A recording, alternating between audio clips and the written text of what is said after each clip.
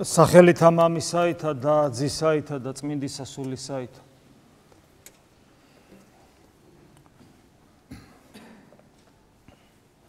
მე მაქვს ხოლმე ისეთი განცდა, რომ როცა ჩვენ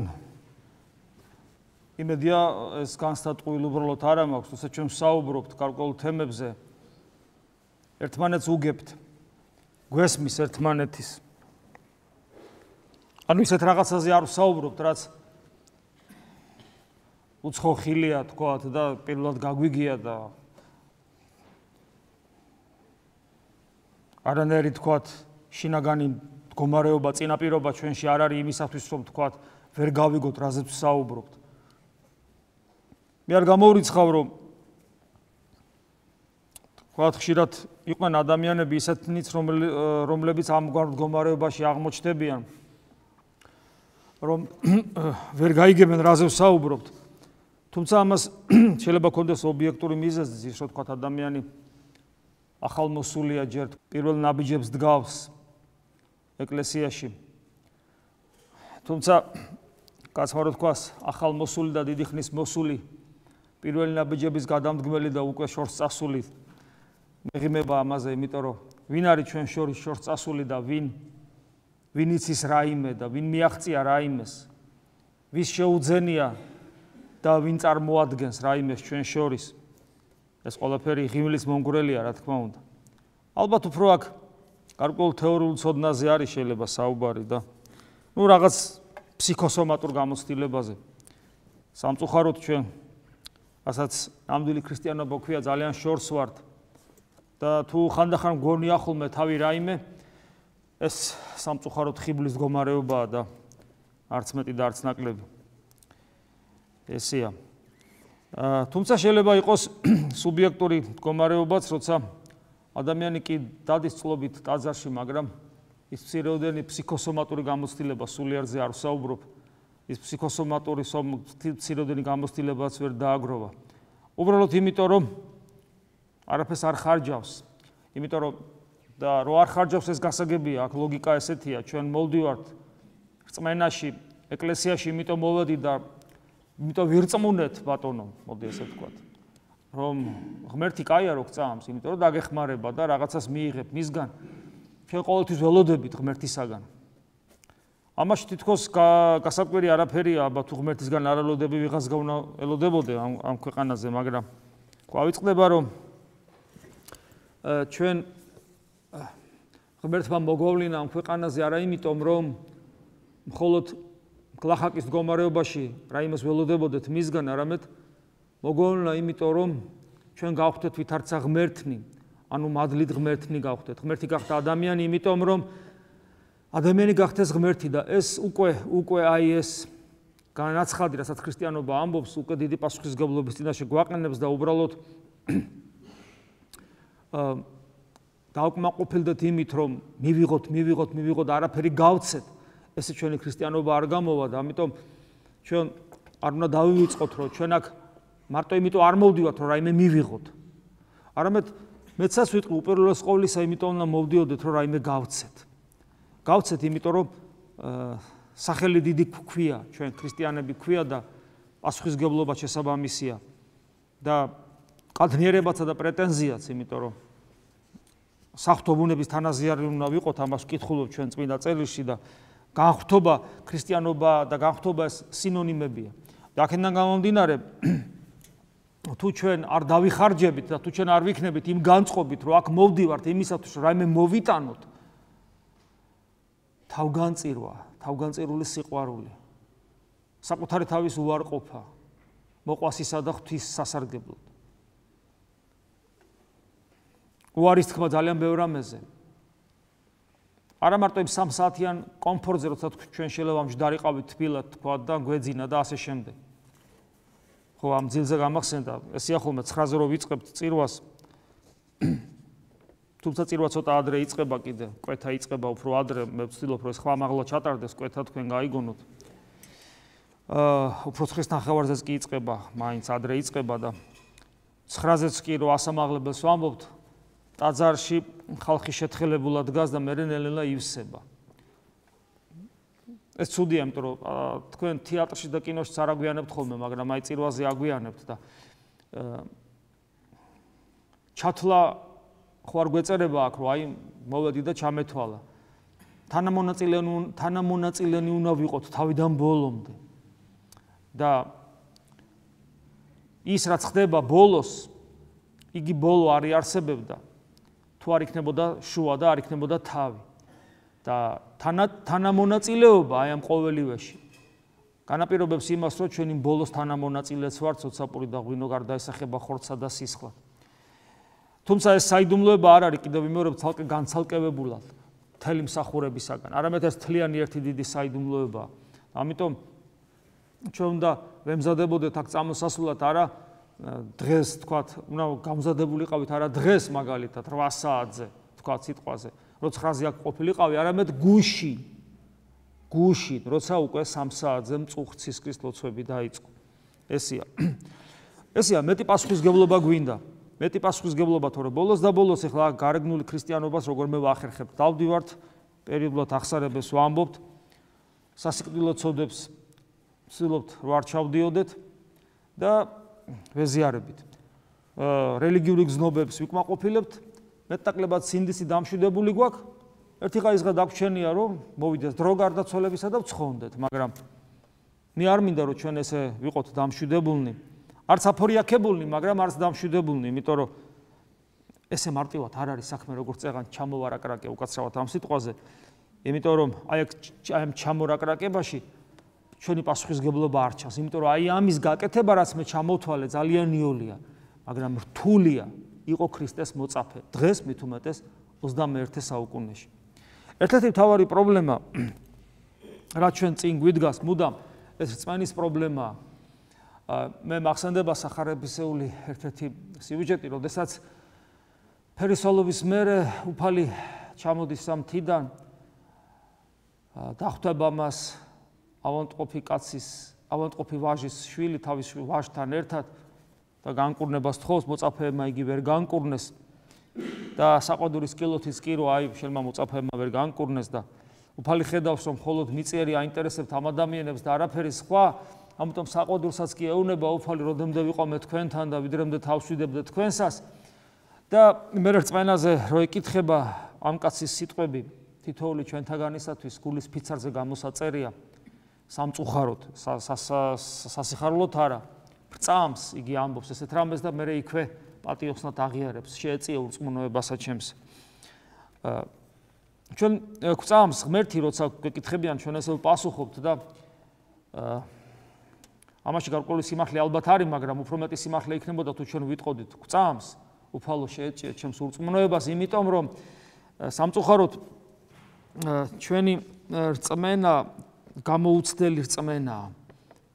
დღეს კი ის ეკლები, რომლებმაც ის თესლი მოაშთვეს, ანუ ამ ქვეყნიურმა საცდურებმა თესლი მოაშთვეს მრავალი ჩვენთაგანის სულში და გულგრილადღა დავდივართ, ან ზოგი საერთოდ წავიდა უკვე ტაძრიდან, მაგრამ ვინ ჯერ კიდევ დგავარ და იმედი გვაქვს, ჯერ კიდევ ვიბრძვით, ანუ ის დევნა, რა დევნაც თქვათ, იგივე მზის ამოსვლას უკავშირდება იმ ცნობილ იგავში, იგავი მთესვარის შესახებ, ჯერ ის მზე შეიძლება ჯერ არ ამოსულა დევნისა, დევნულობისა, მაგრამ ის ეკლები მუდამ მუშაობენ ჩვენზე და ჩვენ რწმენას მუდამ არყევენ. თუმცა აი ის სერიოზული განსასწრელი, ასაც დევნულობა ქვია, ჯერ ჩვენ არ განგვიცდია, იმ ყველას განუცდია მეტნაკლებად, მაგრამ იმ სისავსით არა, როდესაც შენი რწმენა და ურწმუნოება დგება უკვე შენ დგები რწმენისა და ურწმუნოების ზღვარზე და ეს დევნულობა შეიძლება იყოს პირდაპირი ხორციელი და შეიძლება იყოს არაპირდაპირი საცდურის სახით, ან კიდევ თქვათ განსხვავებული, როდესაც ისეთი საცდურის წინაშე გაყენებს ეშმაკი, რომ შენი რწმენა ამ საცდურს ვერ უძლებს. ამიტომ ჩვენ ძალიან ხშირად ეს ჩვენი რწმენა გამოუცდელი რწმენაა და იგი შეიძლება ჩვენ ესე დავახასიათოთ, აი რაღაცა რელიგიური კომფორტი გვაქვს ჩვენ და ამ რელიგიურ კომფორტს ჩვენი რწმენა გვანიჭებს, ხა წარმოიდგინოთ ურწმუნო რო იყო, რა საშინელება იქნება, ხო? მე არ ამგონია რომ აქ იდგეთ ადამიანები, რომელთათვისაც ძვირფასი არ იყოს თქვენთვის რწმენა. თქვენთვის ძვირფასია, თქვენ გიხარიათ რომ მორწმუნენი ხართ თქვენ. თქვენ გიხარიათ რომ მორწმუნენი ხართ, თქვენ ეს ძალიან ბევრ სასიცოცხლო ენერგიას განიჭებთ და მადლობა ღმერთს ამისათვის და აქედან გამომდინარე ჩვენ შეიძლება ვთქვათ რომ რელიგიური თვალსაზრისით და ეს უკვე განეფინება თელ ჩვენ ცხოვრებაზე, იმიტომ რომ რელიგიური მოთხოვნილება ადამიანის ერთ-ერთი მნიშვნელოვანი მოთხოვნაა, თვით ათეისტისაც კი, რომელიც თავის ათეიზმით ბედნიერობს, გაუგებარია, მაგრამ ეს ესეა. აი რელიგიური კომფორტის მდგომარეობა რომ გვაქვს, ეს სწორედ ამ რწმენის დამსახურებაა, თავისთავად ცხადია. თან ეს კომფორტი იმითაც ძლიერდება, რომ ჩვენი რწმენისათვის მაინც არ გვიბრძოლია, არ უნდა ჩავთვალოთ, ხო, სირცხვილია ჩავთვალოთ, რომ ხანდახან ვარხულობთ, ხანდახან ვლოცულობთ, ვლოცებს კითხულობთ, წაზარში მოვდივართ. იმისათვის ჩვენ რელიგიური ცნობები დავიკმაყოფილოთ, ამ სხერპლის ჭყალებში გაღება არ არის რთული და ამიტომ ჩვენ არ გვიბრძოლია ჩვენი სარწმუნოებისათვის. მე ამას ხმამაღლა ვამბობ. არც ერთ ჩვენთაგას არ უბრძოლია თავის სარწმუნოებისათვის, როგორც საჭიროა და როგორც უნდა ვიბრძოლოთ. ჩვენ ეს ერთგვარი ლანგარით მოგვეცა და გულარხეინათ ვქრისტიანობთ და კომფორტს ვიქმნით რელიგიურს და აქედან გამომდინარე მთელი ცხოვრების ოლ კომფორტს. მაგრამ გვიფიქრია, რომ თუ დადგება წამი და ჩვენი რელიგიურობა, ჩვენი რწმენა გამოცდის წინაშე დადგება, გაუძლებთ ჩვენ ამ სარწმუნოებას. იცით, წმინდა მამებსაც კი უჭირდათ. წმინდა მამებსაც კი უჭირდათ უმძიმეს განსაცდელში. დიდი მოღვაწენი ღვთისგმობასაც კი იწყებდნენ. მე რაც გამახსენდა, მე არ ვასახელებ სახელს, ნანობდნენ და ისე მიდიოდნენ. ესე იოლი არ არის, რომ ჩვენ ვამბობთ, აი მე მორწმუნე ვარ, აბა როგორ და გამოცდა ჩაკტარებია. ეგება ისე გავიდეს თელი ცხოვრება, რომ გამოცდა არ ჩამიტარდეს. კი, შეიძლება გავიდეს თელი ცხოვრება ესე, მაგრამ ერთ გამოცდას ყველა ჩავაბარებთ, თქო ეს გამოცდა ყველაზე მძიმე იქნება. ეს არის გარდაცვალება. და გარდაცვალების დროს ეშმაკი თუ მაინდა-მაინც შენ ცხოვრებაში არ ავლენდა საკუთარ თავს, იმიტომ რომ დიდი საჭიროებაც არ იყო კაცმა რო თქვას, იმიტომ რომ შენ ამპარტავნებასა, ეგოიზმში, შურში, ანგარებასა, ამასოფლის სიამოვნებისაგან მიდრეკილებებში და ასე შემდეგ ჩაძერული იყავი და საბრძოლველიც რა ქონდა ეშმაკს, მაგრამ აი გარდაცვალების დროს ის გამოაჩენს მაინც საკუთარ თავს და რაც დაგჩენია ლიტონი რწმენა ღვაწლის გარეშე, იმის წართმევასაც მოინდომებს და იცით როგორ მოვა თქვენთან. შენ შეიძლება წინასასყიდლო აგონიაში იყოს ხვებისთვის, მაგრამ შინაგანად ისეთი ბრძოლა გექნება, რომ შეიძლება რწმენა დაგატოვებინოს. რა არ მომხდარა ესე ჩვენ ცხოვრებაში, რომ მორწმუნე გამხდარა თუ რა, რამდენიც გინ. საქმე იმაშია, რომ ერთ-ერთი მთავარი პრობლემა ჩვენ სარწმუნოებასთან დაკავშირებით, როცა ჩვენ რელიგიური კომფორტი შექმნილი გვაქვს და ჯერჯერობით არ გვიბრძოლია ჩვენი რწმენისათვის, არის ის, რომ ჩვენი რწმენა გამოუცდელია და ჩვენ გვგონია რომ მწამს ეს ჩემი დამსახურება. აი შენ რომ გწამს ეს კიდე შენი დამსახურებაა. შენ კიდე შენი და ასე ჩვენ რო გწამს ჩვენი დამსახურება ყოფილა. რადგანაც ჩვენი დამსახურება, მას ჩვენ უკეთესნი ვართ. ვიდრე ისინი, ვისაც არ წამთ. იმიტომ რომ ურწმუნო ხო ცუდია. და გამოდის ჩვენ უკეთესები ვართ და თუ ჩვენ უკეთესები გგონია თავი ვიდრე იმათ, ვისაც ჯერ არ აწამ, უკვე საქმე რაღაც ვერ არის კარგი. მაგრამ ეს ლოგიკა ესეთია, თუ ჩემი დამსახურებაა, რატომ არა ვარ უკეთესი იმაზე, ვისაც არ წამს? იმიტომ რომ იმის დამსახურება არ არის რომ არ იმის დამსახურებაა ის კიდე რომ არ წამს. ანუ მე როგორც ქრისტიანს ერთი სათნოება მაქვს, რომელიც ჩემთვის, ჩემი ძალებით მომიპოვებია. სათნოება ვახსენე და რწმენა სათნოება. სათნოება კიდე ეს ის სიკეთეა, რომელიც საკუთარი ძალებით არ მოიპოვება. ესე ასწავლის ქრისტიანობა, თუ ქრისტიანები ვართ, არც სიყვარული, არც სიმდაბლე, არც სიმშვიდე, არც მორჩილება, ღვთის განგებულებისა, ვამატებ ხოლმე ვიღაცას არ ეგონოს, ეხლა აქ მოძღვის მორჩილებაზეა საუბარი. და უამრავი სათნოება, რომელიც არსებობს, ეს ყველაფერი არის ის სიკეთენი, რომელიც ადამიანს თავის თავში არ აქვს, მას ღმერთი ანიჭებს. ერთ-ერთი ასეთი სათნოება, სიკვდილის ხსოვნა, ეს ერთ-ერთი მთავარი, ლოცვა და ასე შემდეგ. და ერთ-ერთი მთავარი სათნოება არის რწმენა. რწმენა სათნოება. ის ღმერთის საჩუქარია. ის შენ ერთი რომ ღმერთის საჩუქარია და შენ არ წასულხარ და არ მოგიპოვებია, ეს ერთი. და მეორე. ყოველ სათნოებას კიდე ერთი რამ ახლავს. იგი მოცემული ტალანტია და უნდა გამრავლდეს. ამიტომ რწმენა, როგორც მოცემულობა ჩვენთვის და მადლობა ღმერთს ამისათვის უნდა გამრავლდეს, მაგრამ ეს უკვე ჩვენი ღვაწლის გარეშე არ მოხდება. აქედან გამომდინარე, როგორც არ შეიძლება ხო ნორმალური ადამიანი დაკმაყოფილდეს იმით, რომ მე სიყვარული უკვე მაგ და მეტი აღარ მჭირდება. ხო ხვდებით, რომ აბსურდია. ან იმედი მაგ და მეტი აღარ მჭირდება და სიმშვიდე მაგ და მეტი აღარ მჭირდება და ლოცვა უკვე ვიცი და აღარ მინდა ახლა უკვე გესმით, ხო სასაცილოა სიმდაბლე, უკვე ისეთი თავდაბალი ვარ პირდაპირ რომ მე აღარ მჭირდება მეტი თავდაბლობა. ხო ხვდებით, რომ ადამიანი სულალურ მდგომარეობაში აღმოჩნდება, როგორც კი რაიმე სათნობას ეტყვის, რომ ხო მე უკვე საკმარისია და კმა არჩევ და მეტი აღარ მჭირდება. ასევე არ წმენაზე. ვერც ერთი ჩვენგანი ვერ ტყვის, რომ მე რწმენა მაქვს უკვე და მეტი აღარ მჭირდება. ჩვენ წმენა გვაქვს მოცემულობის სახით. და რადგან იგი ჯერ გამოუცდელია, ჩვენ არც ერთმა ჩვენთაგანმა არ იცის გვაქვს თუ არა სინამდვილეში იგი როგორც ცოცხალი მოცემულობა. როგორც მოცემულობა გვაქვს, მაგრამ აი პირდაპირ მონიჭებული, რომელსაც გამრავლება ჭირდება, მაგრამ გაცოცხლებულია თუ არა ის არც ერთმა ჩვენთაგანმა არ იცის, იმიტომ რომ ჯერ არც ერთ ჩვენთაგანს, ვისაც მე თქვენ გიცნობთ. მე არ გულისხმობ პატარა განსასწრებელებს, ნამდვილს როცა ეშმაკი შენთვის მოიცლის პირადად. აი ესეთი ბრძოლა ჯერ ჩვენ არ ჩავხტარებია. და იმისათვის რომ ჩვენ როცა და ეს დრო აუცილებლად დადგება ეს დრო, როცა ჩვენთვის მოიცლიან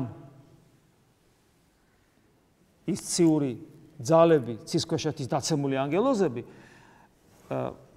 ამისათვის აუცილებელია რომ ჩვენ მანამდე მზად ვიყოთ. და ის რაც მოგვეცა ღმერთისაგან, არა მარტო მივიღოთ და გავითავისოთ და არამედ გავამრავლოთ როგორც ტალანტი. და რა თქმა უნდა, მთელი წმინდა წერილი, ყოველი ჩვენი საუბარი არის სწორედ აქეთკენ მიმართული, რომ ჩვენში არსებული რწმენა გამრავლდეს და გამრავლდეს. აი დღეს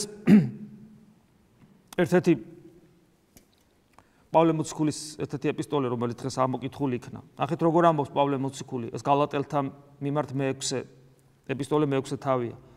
ჩემდა ნუ იყოფინ სიქადულ გარნა ჯვარითა უფლისა ჩვენისა იესო ქრისტესით. არაფერი სხვა არ უნდა გქონდეს სასიქადულო, იონოქროპირი ამბობს და რა უნდა გქონდეს სასიქადულო სხვა, თუ არა ის რომ გავიაზროთ ღმერთმა ჩვენთვის რა გააკეთა. რატო ამბობს პავლე მოციქული, არაფერი არ მაქვს ჩემს სასიქადულო, ჩემთვის არაფერი არ არის გარნა უფლის ჯვარი, იმიტომ რომ პავლე მოციქული აცნობიერებს ის რომ ღმერთი რა სიდიადეა და ჩემთვის, ყველასთვის და მათ შორის ჩემთვისაც ადამიანად მოვიდა და ჩემთვის მოკვდა ჯვარზე. ეხლა აი მე დავდივარ, ხო მე რაღაცა ჩემი თავი ხო მომწონს, აი დავდივარ, ზოგით კარგი, ზოგით ცუდით. ჯერ იმით უნდა მოგუწონოს საკუთარი თავი, რომ ადამიანები ვართ. ეხლა ცუდია, კი და კაი რომ ადამიანები ვართ, ხო? კარგია. რომ ვარსებობთ როგორც ადამიანები, ეს მოსაწონია, სასიხარულოა. და უამრავი რამე შეიძლება იყოს სასიხარულო. და ერთ-ერთი ყველაზე მთავარი სასიხარულო. ვითაც მართლაც უნდა იქადოდეს ადამიანი. დადიხარ, ერთი ცოდვილი ნაგვით ახსავსე, მე ჩემ თავზე ვამბობ, ცოდვებით, მანკიერებებით, 1000 საშინელებებით, უღირსობებით ახსავსე ადამიანი დადიხარ. ჯერო ღმერთმა სიცოცხლე მოგცა. ხო შეიძლება და არ მოეცა. მოგცა შენ პირადად, ხო, ჩემ თავს ვეუბნები. და მეორე, შენთვისაც მოკვდა ღმერთი. ეხლა რა უნდა იყოს სხვა უფრო დიდი, რაც იქნება ჩემთვის წყარო სიქადულის. აი, ხალხო, ნახეთ, ჩემთვის მოკვდა ღმერთი. და პავლე მოციქული ამით სავსეა და მეტი არაფერი აღარ ახსოვს. არაფერი არ მაქვს გულში გარდა ჩვენი უფალი ისიც ჯვარცმულია სხვა ადგილას ამბობს. გესმით, ეს ძალიან ლოგიკურია, ოღონ ამას ჭირდება რამდენიმე საფეხური, რომ აი აქამდე მივიდეს. ჯერო გაიაზრო რომ ღმერთი არის, მერე გაიხარო რომ ღმერთი არის, მერე იბედნიერო რომ მან შენ გაგაჩინა და მერე თავი დადრიკო იმის გააზრებით, მერე რომ შენთვისაც მოკვდა და მეტი აღარაფერი აღარ იყო შენთვის სასიქადული. და ამდო ჩემდა ნუ იყოფინ სიქადულ გარნა ჯვარითა უფლისა ჩვენისა იესო ქრისტესით. აი ეს ერთი აუცილებელი პირობა იმისათვის რომ ჩვენში რწმენა გაცოცხლდეს და როცა საქმეზე მიდგება ჩვენში რწმენამ გაიმარჯვოს ბოროტზე. შემდეგ აგზელებს პავლე მოციქული. რომლისათვის სოფელი ჩემდამო ჯვარცმულ არს. აი იმ სიდიადის, რითაც მე ვიქადი და მე აგზელებს, რომლისათვისაც სოფელი ჩემდამო ჯვარცმულ არს და იონე ოქროპირი საოცრად საუბრობს, რომ სოფელში რა თქმა უნდა ამას სოფლის სული იგულისხმება, ამას სოფლის სული რა არის? გულისხმაი თვალთაი, ანუ მომხოჭოლობა, გულისხმაი ხორცთაი, ანუ სიამეთ მოყარეობა და გულისხმაი და სიამაყე ამას სოფლის, ანუ სიამაყე რაც არის მეტნაკლებად ვიცი. რომელთან ერთადაც ჩვენ ვიბადებით და აი ამ სამი კანონით არსებობს ეს სოფელი, ამაზე ჩვენ გვისაუბრია.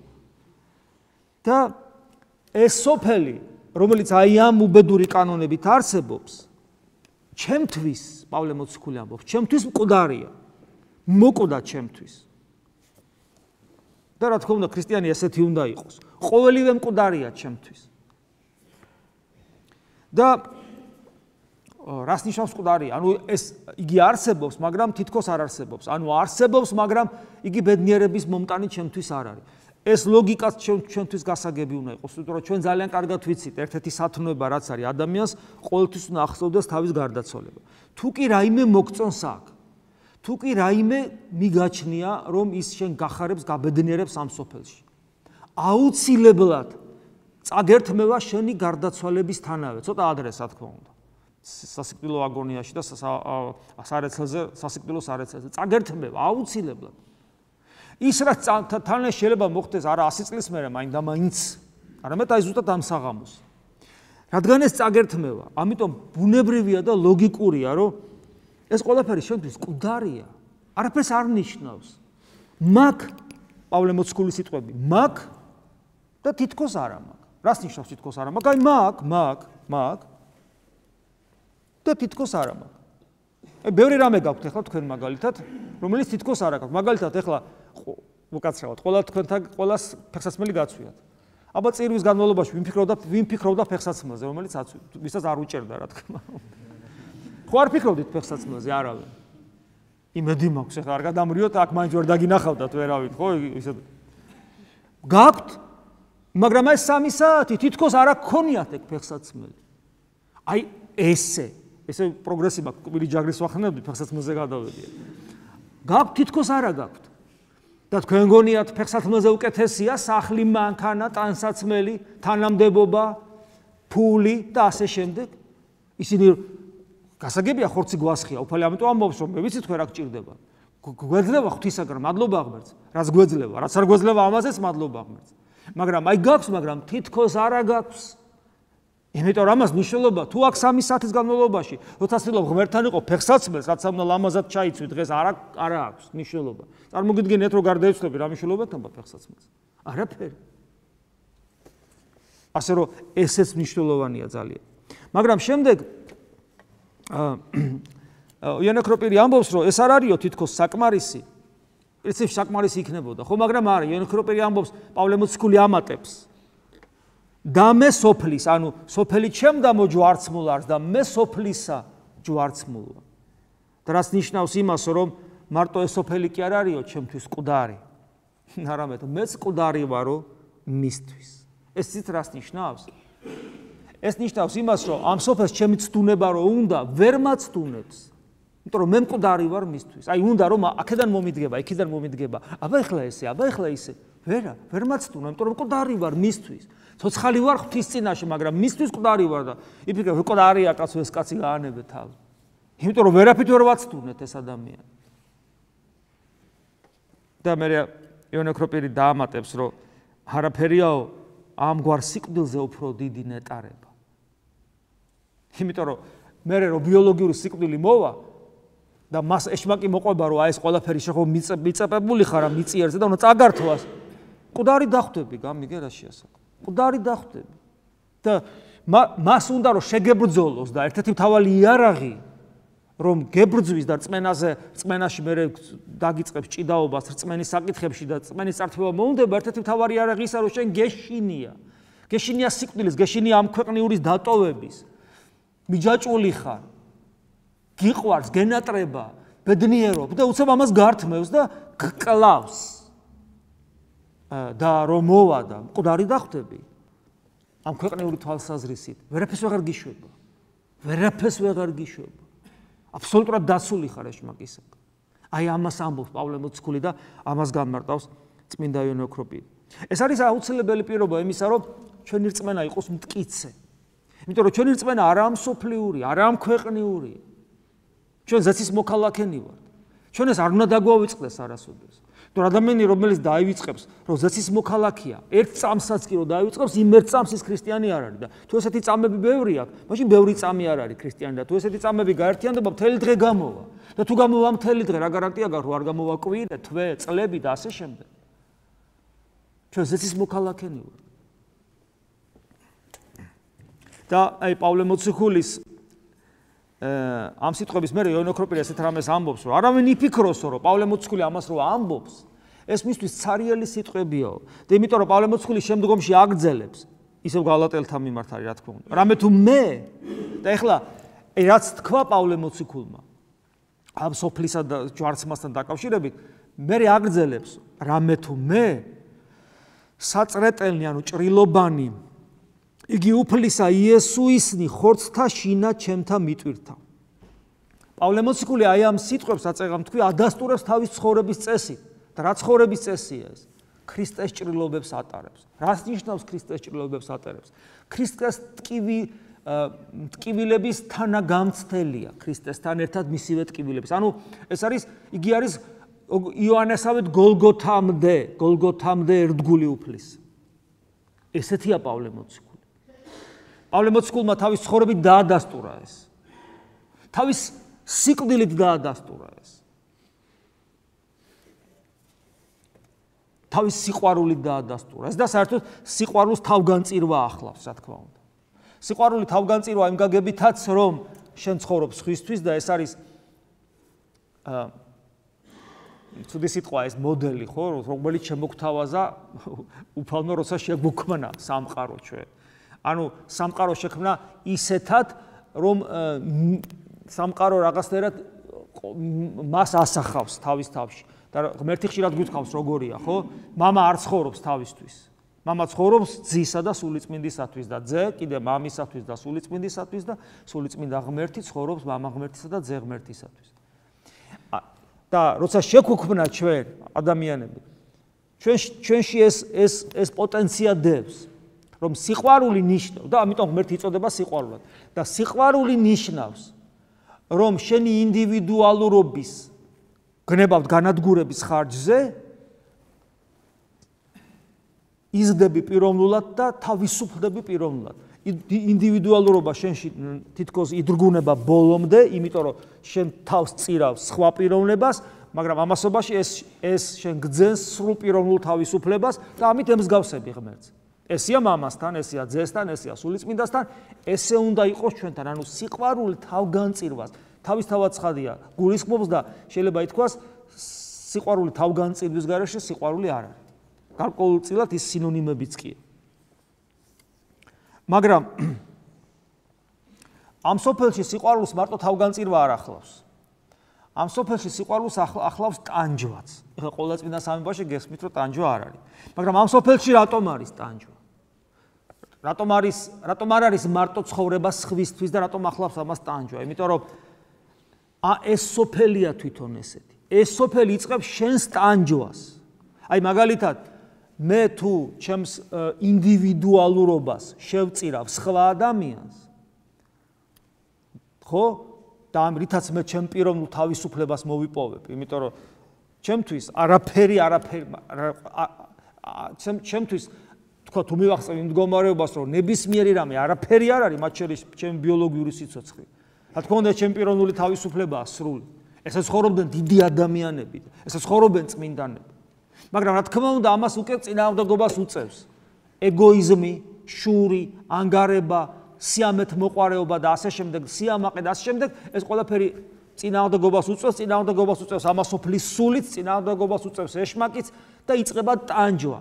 იმიტომ რომ მე მინდა ეს გავაკეთო, მაგრამ არ მეთმობა. პავლე მოციქული რო ამბობს, რომ მე მინდა ზეციერი, მაგრამ მიწიერისკენ მეკაჩება.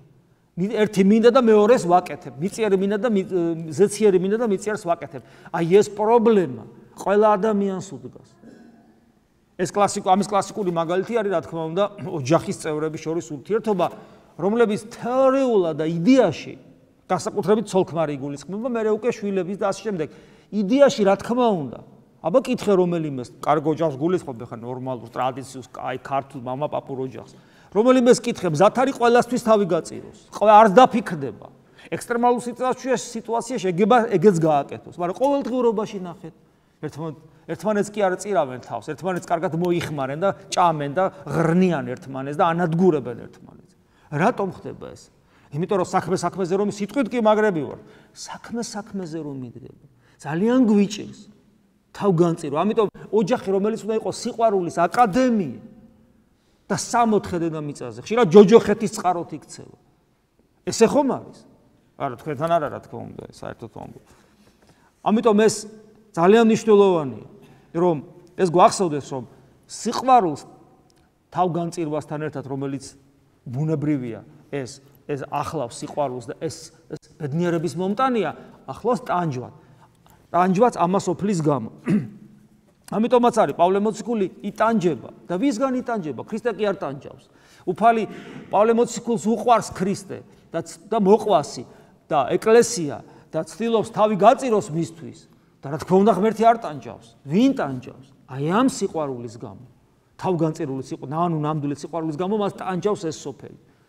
რომელიც რა თქმა უნდა იყენებს ამისათვის იმ საშუალებებს, როგორც არის დაცემული ანგელოზები და ის ადამიანები, რომლებიც ბოროტის ნებას აღასრულებენ. და ამის გამო პავლე მოციქული ატარებს ამ ჭრილობებს. ეს ჩვენთვის მნიშვნელოვანია, იმიტომ რომ ჩვენ თუ გვინდა რომ რწმენა ჩვენში იყოს ცოცხალი და ისეთი, რომელიც იქნება წარმართველი ჩვენი სულიერი ცხოვრებისა და მარადისობაში მიმყვანებელი, აუცილებელია რომ ჩვენ გვახსოვდეს როგორი ერთგულნი უნდა ვიყოთ უფლისა. რომ უკან დახევა ჩვენი საქმე არ უნდა იყოს სარწმუნოებრივ გზაზე. და როდესაც ამ არჩევანის გაკეთება გვიწევს ან ღვთის ან სოფლის, აი როგორ არის ქრისტიანობა არ გვაძლევს შესაძლებლობას ცოტა ისე ცოტა ასე. იქითაც და აქეთაც ნელთბილობისას. პირდაპირ გვეუბნება სიყვარული ამას სოფლისა, გახსოვთ იოანეს სიტყვები მოციქულის. სიყვარული ამას სოფლისა მტრობა ღმრთისა. რა კარგია ხო? აი შანსი თუ აქვს, რაბე ოდნავ გადაუხვიო ამ სიტყვებს. იოანე მოციქულზე არავინ არ იტყვის რომ კაცრია, იმიტომ რომ სიყვარულის მოციქულად იწოდება. ანუ არანაირი შესაძლებლობა იმისა, რომ აი ცოტა ისე ცოტა ასე არ გამოვა. ერთ-ერთი ფილმია, საინტერესო ფილმია სხვათა შორის, იქ კათოლიკურ ეკლესიაზეა და იქაური სასულიერო პირების ტრაგედიაზეა გარკვეული მიზეზების გამო და იქ არის ერთი კარდინალია, რომელიც სიკვდილის წინ ესეც სიტყვებს ამბობს, რომ არასწორად ვიცხოვრეო, მეო არ ჯობდაო, რომ ანუ ის ეცადა, რომ იბრძოლა, ბოლო ღმერთისკენ გადადგა უფრო მეტი ნაბიჯი და მერე ტკივა ეს გარდაცვალების წინ ეს აწუხებს, რა სასაშნელებაა წარმოედგინეთ რა. როგორი ტრაგედია ამ ადამიანის, რომ უნდა მეცხოვრაო ეს 50% ღმერთიო და 50%-იო, ესე იგი ამ ქვეყნიური სიყვარულიო რა, ესე გამოუვიდა. ესე ამბობს პირდაპირ. არ გამოვა ეს. ვიღაცამ არ იფიქროს, რომ ღმერთი ტირანია. იმ შემთხვევაში, იმ ფილმის შემთხვევაში, ტირანული დამოკიდებულება ადამიანისადმი თვითონ კათოლიკურ სისტემას აქვს, ამ დასავლურ ეკლესიას, სადაც იურიდიული სული იმდანად გაძლიერებულია, რომ ადამიანს ტანჯავს, შიგვე ტანჯავს ადამიანს. დესპოტური დამოკიდებულება. ეგ სხვა თემაა, მაგრამ ზოგადად არ გამოვა ეს 50 იქით, 50 აქეთ. ასივე აქეთ ღმერთისაკენ.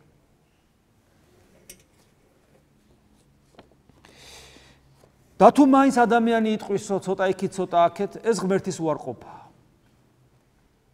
იმიტომ რომ სიწმინდე იმიტომაც არის სიწმინდე, რომ ის აბსოლუტურია. ადამიანური სიკეთე, იმიტომაც არის ადამიანური სიკეთე, რომ ის აბსოლუტური არ არის. სიწმინდე იმით განსხვავდება ჩვეულებრივი სიკეთისაგან, ზნეობისაგან, რომ ის არის აბსოლუტური, იმიტომ რომ ღმერთია. და ეს ბუნებრივია, ეს კარგია, რომ ეს წარმოგიდგენიათ, ახლა აქ რო ცხოვრობ ჩვენ, სიკეთე ბოროტება ისი არეული ერთმანეთში, რომ ადამიანს უყურებ და ვერ გაიგებს, ისე უნდა, სუქ ტანჯავს ეს გაურკვევლობა, ჩვენში არსებული და სხვაშიც არსებული, ყველგან არსებული გაურკვევლობა, სწორია თუ არ არის სწორი, კარგია თუ ცუდია, კეთილია თუ ბოროტია, თეთრია თუ შავია, ნათელია თუ ბნელია, სულ ეს პრობლემა გვაქვს. რო გარდავიცვალებთ, მაშინ მაინც ხონა დავისვენოთ, ხო? და ვიცით, რომ აი ღმერთი არის სულ ნათელი და ღმერთის გარეშე სულ ბნელი. არ არის იქ და სულ ნათელი მუდამ იზრდება, ერთ-ერთი ღვთისმეტყველი საოცრად ამბობს. თქვათ ჩაკეტეს, თქვათ ბნელ ოთახში პირველ სართულზე. ბნელა. ეხლა მე გადაგიყვანეს შახტაში მეორე სართულზე, მე მესამეზე, მეოთხეზე, უფრო და უფრო დაბნელდება? თუ სუერდეგივე ბნელი იქნება. ეს ამბობს სუერდეგივე ბნელი იქნებაო და ეს სიბნელი არის სიბნელე და სინათლე, ნათელი, კიდევ უფრო ნათელი და სინათლის ფიზიკურ მაგალითს კი სინათლეს არა აქვს აი ეს რაღაც საზღვარგო, სინათლე არსებობს, სიბნელე არ არსებობს. ის არის სინათლის არ არსებობა და მორჩა და სინათლე რადგან არსებულია, ამიტომ ის გაიზრდება, მიწიერიც კი და ღვთაებრივი რაღა იქნება. და ამიტომ მადლობა ღმერთს, რომ ღვთაებრივ ნათლში ვერნერი ბნელი ვერ გაჩერდება. ხოლო რაც შეეხება ღმერთის უარყოფას, თავისი ლოგიკური დასასრული აქვს საერთოდ. ღმერთის უარყოფის ლოგიკური დასასრული საკუთარი თავის განადგურებაა და იმ წყუდეაში დათქმა და ამის კლასიკური მაგალითი იუდა არის, ისკარიოტელი. იუდა ისკარიოტელი თავს რო იკლავს, ჩვენ გვეცოდება, ის ხო ნანობს, რაღაცა ეს რა გავაკეთე, ის საკუთარი თავის უღირსობას ნანობს უფრო სწორედ ვიდრე სხვა რამეს, მაგრამ რადგან მან ღმერთი უარყო, ლოგიკური დასასრულია, აუცილებლად ლოგიკურად დასასრულად წარმოჩინდება ის, რაც მან გააკეთა. ამიტომ თითოეული ადამიანი, რომელიც ღმერთს უარყოფს, მისი ლოგიკური დასასრული, მაინდა-მაინც თავის ჩამოხრჩობა კი არ იქნება გასაგებია, მაგრამ შეუძლებელია სხვანაირად. ადამიანი, რომელიც ღმერთს შეგნებულად უარყოფს და ეს არის მისი პრინციპული გადაწყვეტილება, რომ არა და მორჩა, არ უნდა და მორჩა, რომელიც საკუთარი თავის იქით ვეღარ ხედავს ვერაფერს და უმაღლესი ღირებულება. ღმერთის უარყოფელი ადამიანი როგორია? მისთვის უმაღლესი ღირებულება საკუთარი თავია. თავსაც რო იკლავს, იმიტომ რომ ეს უმაღლესი ღირებულება ან შეურაცხყოფილია, ან ძალიან ტკივა და ასე შემდეგ და უჭირს ძალიან. გარდა იმ შემთხვევებისა, როცა ადამიანს ცნობიერება წართებული აქვს, ეს სხვა შემთხვევა. და ამიტომ საკუთარი თავის განადგურება და წყვილადში დანთქმა არის ლოგიკური დასასრული ღმერთის უარყოფის. ამიტომ არავინ ვიფიქროთ, რომ თქვათ, ვინმეს რაღაცა რო ემართება მერე ცუდი მარადისობაში ის ღმერთის ბრალია. არა, ეს ადამიანი არის შემოქმედი თავისი მდგომარეობისა, საერთო ჯამში ესია და ამიტომ ეს ძალიან მნიშვნელოვანია. თუ მაინც ადამიანი იკითხავს, კი, მაგრამ რატომ ვერ მიხვდა, რატომ ვერ გაიგო, რატომ ვერ დაინახა? ლოგიკურად ვეცდებით ავხსნათ ბოროტება მართლმადიდებლობაში, მე სხვა რელიგიები ახლა ამ კუთხით არ ვიცი როგორ ცნიან, თუ პრინციპში არის დუალიზმია ერთ-ერთი გავრცელებული, სადაც ამბობენ, რომ ბოროტება ისეთივე ის არის, რა ქვია, მარადიულია, როგორც სიკეთე და ეს თანაარსებობა არის მათი და ასე შემდეგ და უამრავ რამს ამბობენ, მაგრამ მართლმადიდებლობა, ანუ მას ობიექტურად გააჩნია არსებობა, არსი გააჩნია. ესეთი სოფხედელობებიც არსებობს. მართლმადიდებლობაში ბოროტების ლოგიკური ახსნა არ არსებობს. საღვთისმეტყველო დონეზე მართლმადიდებლობაში ბოროტება არ აიხსნება. და ბუნებრივიც არის რომ ესია, იმიტომ რომ ის რაც ლოგიკურად ახსნადია, ეს ნიშნავს იმას, რომ მას გარკვეული მიზეზშედეგობრივი ჯაჭვის ერთ-ერთი რგოლია მაშინ ბოროტება. რადგან თუ ბოროტება ლოგიკურად ახსენი, ეს ნიშნავს, რომ ის რაღაცა მიზეზშედეგობრივი ჯაჭვის ერთ-ერთი რგოლია. და მას რო გაყვები, მე მიზეზს იპოვი და თუ მიზეზს იპოვი, მე გაამართლებ, ესია, მიზეზი აქ და მაშინ მართალი ყოფილი. საქმეც მაგაშია, რომ არ არსებობს ესეთი რგოლი, მართლმადიდებლობა, ღვთისმეტყველება შეერთი რამე არ არის და ამბობენ, რომ ბოროტებას მიზეზი არ, არც არსი არ აქვს, არც მიზეზი არ აქვს. რატო არსებობს? აი რატო არის რომ ადამიანი უცებ მოინდომებს ესე ვენაში წამალი გაიკეთოს და ან სიგარეტი მოწიოს, თავი დაიხჩოს და მერე მიაჩიოს საკო. ნუ რატომ აკეთებს ადამიანი? რატო აკეთებს იმას, რომ სულ თრება და საჭესთან ჯდება, იმიტომ რომ ერთხელაც იცის რომ დაიმტრევა. შეიძლება დაამტრეულა და იგივეს აი რატო აკეთებს? ლოგიკა არ არის. აკეთებს და მორჩა. ესია. საერთოდ ცოდვა ძალიან უცნაური რამეა. აი ძალიან ბევრი რამე იყო, ატეხილი იყო ერთი ამბავი ამ ბოლო პერიოდში უმცირესობასთან, სექსუალურ უმცირესობასთან დაკავშირებით იყო ხოლმე ესეთი არგუმენტები ქონათ, რომ რა მოხდა არის თავისთვის ეგ ერთია და მე პროპაგანდა რასაშიშია. ეს არის მათი დაცვა და ჩვენ ვეუბნებოდით, რომ ცოდვა გადამდებია. ანუ ეს მდგომარეობა, ჩვენ ვამბობთ, რომ ეს მდგომარეობა არის არა ნორმა, არამედ ავადმყოფობა და იგი როგორც ყველა სხვა ავადმყოფობა გადამდებია. ისინი ამბობდნენ, რომ როგორ არის გადამდები, კაცო, ინფექციური ხო არ არის და ასე შემდეგ. საერთოდ ქრისტიანობა თulis, რომ ცოდვა არის გადამდები. ჩვენ საიდან შემოვიდა ადამიანებს ცოდვა? ადამ და ევა ცოდვა არ ქონდა. საიდან გაჩნდა ადამ და ევაში ცოდვა? რა საინტერესოა, ხო? ვისგან გადაედო ეს ცოდვა? დაცემული ანგელოზისგან. ცოდვა არის გადამდები. ეს არის ცოდვა მანკიერება არაბუნებრივი ცხოვრების წესია. ცოდვა ხო ვლინდება რაღაცაში, მანკიერებაში და არასწორ ცხოვრების წესში, არასწორ სოფხდელობაში, არასწორ ხედვაში და ასე შემდეგ, ხო? აი ეს არასწორი ყველაფერი არის გადამდები, იმიტომ რომ ადამიანს განწყობებს უქმნის შესაბამის და ადამიანი ამას ითვისებს და იღებს. და ისეთი აქტიურად შეიძლება ეს პროცესი გადადებისა, ამ განწყობების, ამ და ცხოვრების წესისა, ანუ ცოდვის გავრცელება ისეთი ინტენსიურობით შეიძლება განხორციელდეს, რომ ეპიდემიათაც იქცეს. და სხვათა შორის, აი, შენდობას ვითხოვ ამბიოდან ამას რომ ამბობ, დღეს სამწუხაროდ ჩვენი პატარა ბავშვები უნდა დავიცვათ ამისაგან, რა თქმა უნდა, დღეს ინტერნეტ სივრცეში ძალიან დიდი საშუალება აქვს ჩვენს პატარა ბავშვებს, რომ აი ეს გარყვნილებებს უყურონ, ხო, ჩვენ ვიცით. დღეს თანამედროვე ფსიქოლოგები ამას ამბობენ ესე, რომ აი ამ პორნოგრაფიის და მობედურებების ყურება ეს არის როგორც ნარკოტიკი. ნარკოტიკული ზეგავლენა აქვს ამას. და ადამიანი თუ მიეჩვია, მე ვეღარ ცილდება და თუ ერთხელ დაინახა, შეიძლება ეს განწყობა მას სამუდამოდ ჩაერთოს და აქედან გამომდინარე და მე ეს რომ ამას სხვა იგებს, სხვისთვის მაგალითია და ასე შემდეგ და ეს და საუბრობენ სწორედ აი ამ სიტყვით, ეპიდემია, აი ამ უბედურების. ეპიდემია. რა თქმა უნდა, ეს ბოროტის გარეშე არ ხდება. იმიტომ რომ ადამიანი, რომელიც ამით იბილწება მერე, ხო, მერე რაღაც ერთ უბედურებას ნახავ და მერე თვეები გჭირდება და წლები რომ აქედან განიწმინდო და სულ მუდამ ამაში რო ცხოვრობ, წარმოგიდგენია. აქედან გამომდინარე, დიახაც ცოდვას ეგ ახლავს და ის ეპიდემია რომ აგერ აფცეებულია საქართველოში ზოგადად ცოდვის. ჩვენი ჩაცმა ნახე, ჩვენი მანერები ნახე, ჩვენი მეტყველება ნახე.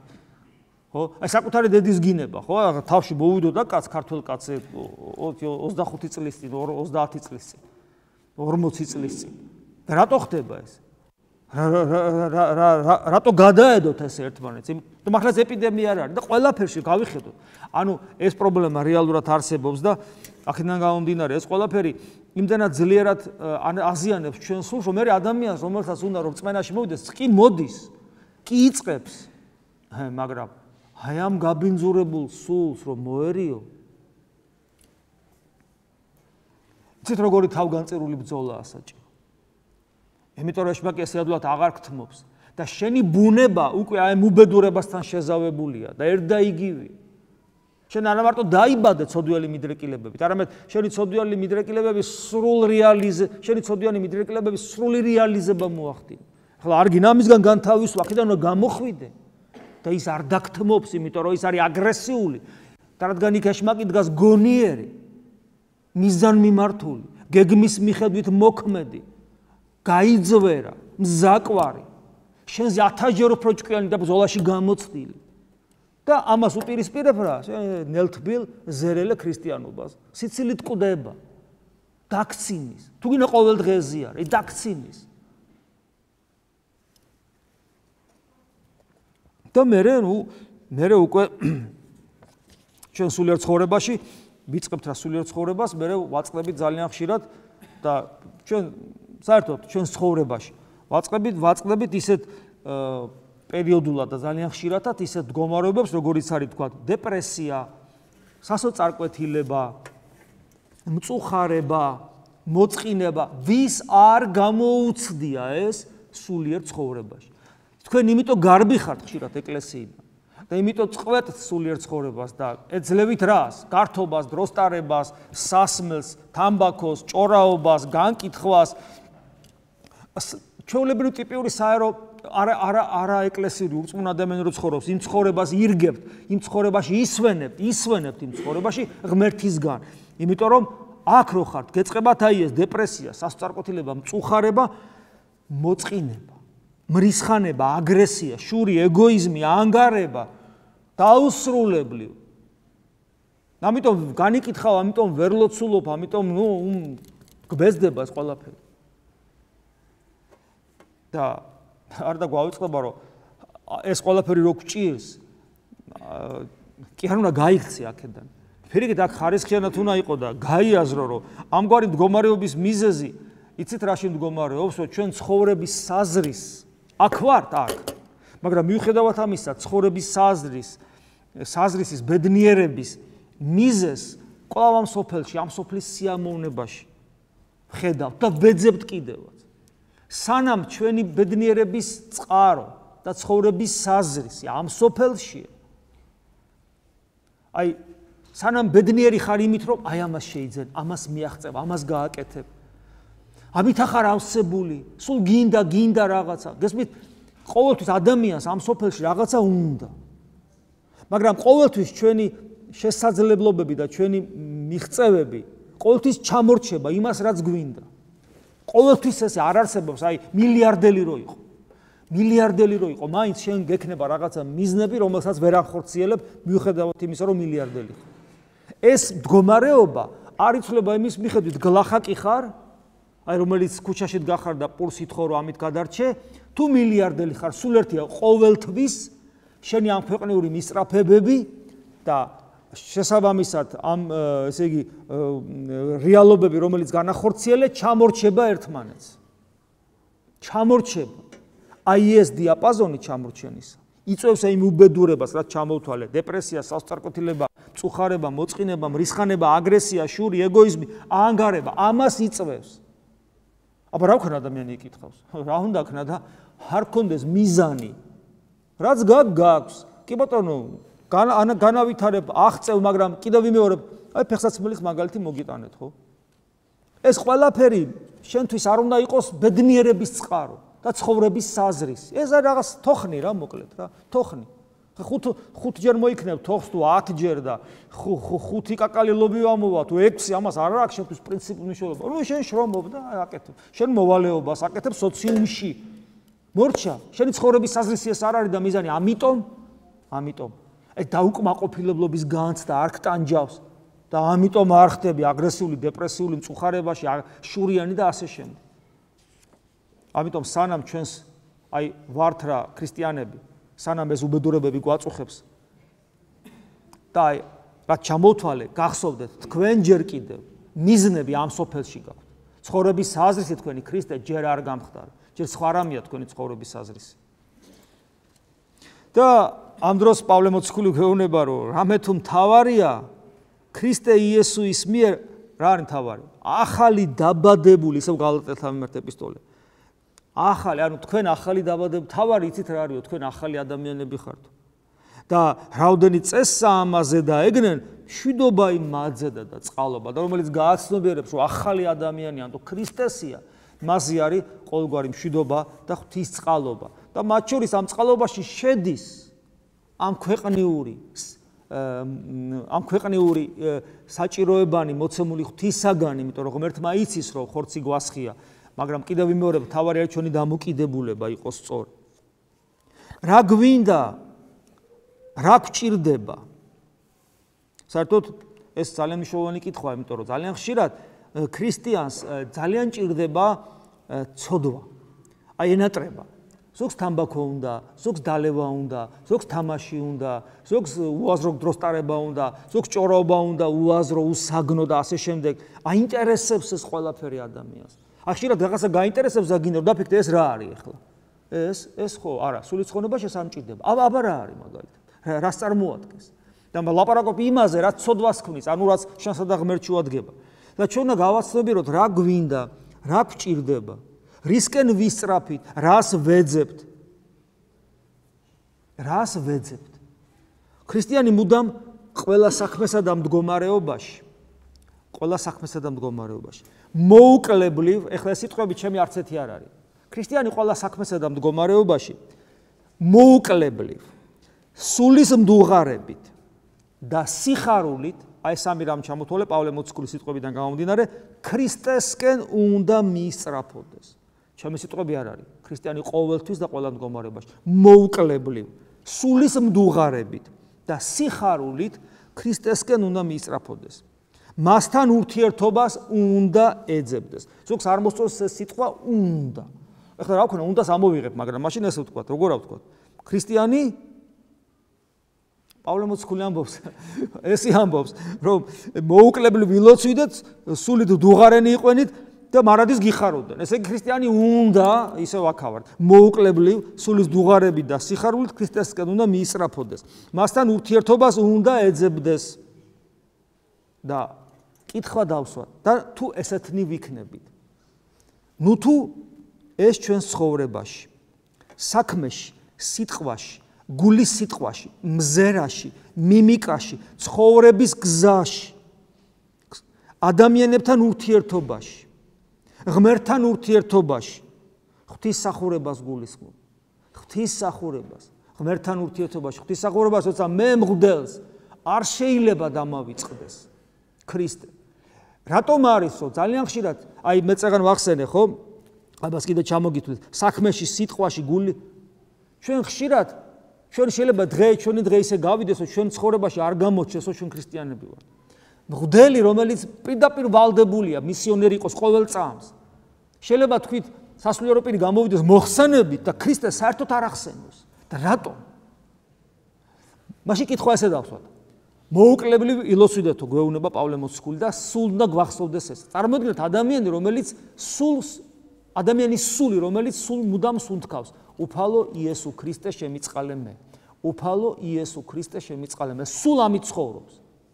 როგორ შეიძლება რომ ამ პირი გააღოს და თუ არ თქვა ქრისტე, არ იგულისხმებოდეს მაინც და ვერ იგზნოს. როგორ შეიძლება ღვთისმსახურებაში და მღვდლის ღვთისმსახურება არ თავდება წირვით და არც თქვენი კაცმა რო თქვას.